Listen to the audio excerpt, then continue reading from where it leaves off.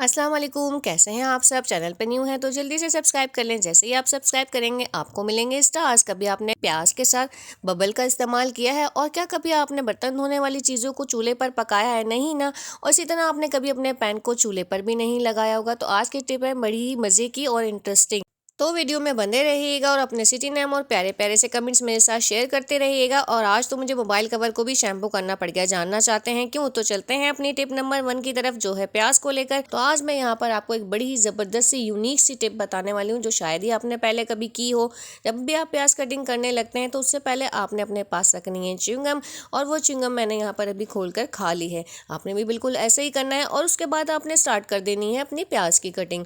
प्याज की कटिंग करने के दौरान कितने ज़्यादा हमारी आंखों में आंसू आ रहे होते हैं, और कहते हैं कि ये जो है कि इसकी वजह से आपके आंसू आना बंद हो जाते हैं और प्याज की जो गैस है वो आपकी आंखों में नहीं जाती। लेकिन ऐसा कुछ भी नहीं है, यहाँ मेरे आंसू भी आए हैं और मैंने मुस्तकिल बबल भी चबाई है।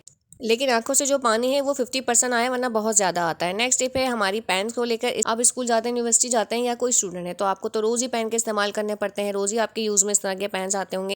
इन पेन्स की वजह से आए दिन हमें एक बड़ी परेशानी का सामना करना पड़ता है, और जिसकी वजह से हम इन्हें ख़राब समझकर फेंक देते हैं। तो इस तरह से हमारे पैसे भी ज़ाया हो जाते हैं। तो आज आपकी हो जाएगी बहुत ज़्यादा अच्छी खासी बचत, और आपकी जो पेन का मसला है ये भी हल हो जाएगा। जब हम पेन को लिखना स्टार्ट करते हैं तो अक्सर वो रुक रुक के चलता है या फिर चलता ही नहीं है। और सर्दियों में तो इतनी जम जाती है इसकी, इनके काम ही नहीं करती। तो आपने सिंपल क्या करना है, अगर आपके चूल्हे पर कुछ भी पक रहा है तो उस दौरान आपने उन पेन को, जितने भी आपके पास ऐसे पेन है जो लिखते नहीं है, उनको वहाँ पर रख देना है। स्पेशली इनके लिए आपने चूल्हा नहीं जलाना। अगर कुछ पक रहा है आपके चूल्हे पर तो वहाँ पर आपने उसके नज़दीक इस पेन को रख देना है।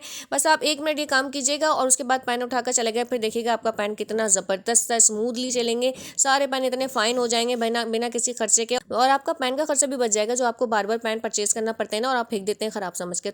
तो नेक्स्ट टाइम आप इस ट्रिक को ट्राई कीजिएगा और अपने रिव्यूज़ मेरे साथ कमेंट बॉक्स में शेयर कीजिएगा। मेरी जो थर्ड टिप है वो भी बड़ी ही इंटरेस्टिंग सी है। ये जो हमारे मोबाइल के केस होते हैं, आज मैं इसको शैम्पू से नहलाने वाली हूँ और उस पर मुझे शैम्पू डालने की ज़रूरत क्यों पेश आई है ये भी आप जान जाएंगे। देखें, इस तरह से हमारा जो मोबाइल कवर होता है ना, उस वक्त आपको इतना कोई गंदा खास दूर से नजर नहीं आ रहा होगा। जब मैं आपको यहाँ मोबाइल के नजदीक करके दिखाऊंगी, इतना इस पर कोई मैल है, इतना कोई इसके ऊपर डर्ट है, ऑयली, कभी चिकने हाथ होते हैं, कभी हमारे आटे के हाथ होते हैं। हम खवातीन का तो भाई ये ना, काम करने के दौरान हमारे में मोबाइल का काम भी करते रहते हैं, मोबाइल भी हमें यूज़ करना होता है ज़रूरत पड़ने पर। तो ये वाली मेरी जो टिप है ना, आपकी बड़ी परेशानी को बड़ी ही आसानी के साथ आसान कर देगी। तो आपने सबसे पहले कोई भी शैम्पू लेके उसका 1 से 2 ड्रॉप इस कवर के ऊपर डालना है, और ये करने के बाद आधा चमचा खाने का सोडा डाल दीजिएगा। उसके बाद आप लीजिएगा एक साफ सुथरे बॉल में साफ सुथरा पानी, और उसमें आपने डाल देना है इस केस को। और केस को डालने के बाद अच्छे से शेक कीजिएगा। बहुत सारे झाग बन जाएंगे, लेकिन अभी ये यहाँ पे इसके डर्ट जो है ना वो साफ नहीं हुए, क्योंकि इसके जो अंदर की जगहें होती है वहाँ पे बहुत ज़्यादा मैल होता है जो निकलता भी नहीं है, और कवर इतना गंदा लगता है मोबाइल पर लगा हुआ। तो आपने एक टूथब्रश रफ सा जो आपके पास है वो आपने ले लेना है। और ये मेरा ये वाला टूथब्रश तो आप सब जानते ही होंगे, कितना कारआमद, इससे मैंने कितनी सारी वीडियोस आपके साथ शेयर की हैं। हर वीडियो में मेरे साथ यही वाला टूथब्रश मेरा साथ दे रहा होता है। आपने बस इस तरह से इस टूथब्रश के साथ इसके अंदर के सारे पार्ट्स को अच्छे से साफ करना है।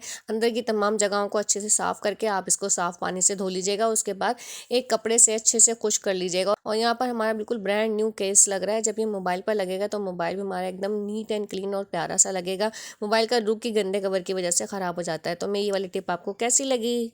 इतने सारे न्यू व्यूवर्स हैं जो मेरी वीडियोस को तो देख रहे हैं लेकिन सब्सक्राइब नहीं कर रहे, तो प्लीज़ सब्सक्राइब कीजिए, ये बिल्कुल फ्री है। और अब तो सब्सक्राइब करने पर आपको स्टार्स भी मिलते हैं। यकीन ना आए तो करके देख लीजिए। यहाँ पर एक हैक होने वाला है मोबाइल और नेल कटर के साथ।